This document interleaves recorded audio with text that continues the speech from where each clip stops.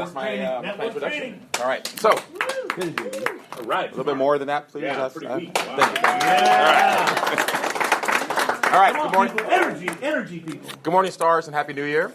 I was at the gym last night. It was fairly empty, which means that most of us have already forgotten our New Year's resolutions. So, with that said, how many of you have set New Year's resolutions for this year, or your goals for this year? Goals, all right. Goals, New Year's resolutions, all right. 80% of all New Year's resolutions are basically dropped by February. And with goals, the number is not that much different. So the question is, how can we maintain our goals and achieve our goals this year? The first thing is, why do we miss our goals? And there's 6 reasons why goals are not met.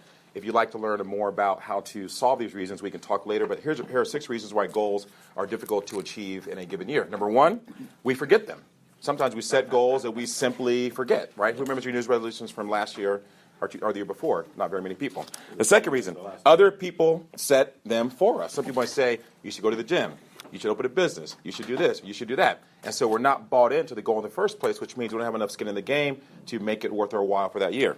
Number 3, we don't know or understand how to achieve our goals. Sometimes we set goals that we want to achieve, but we're not quite sure how to get there. So once we get started and we realize all the steps required, it can be very debilitating sometimes. Number 4, we are not real with ourselves. This is one for me personally, because every year I say I want to go to the gym on a regular basis.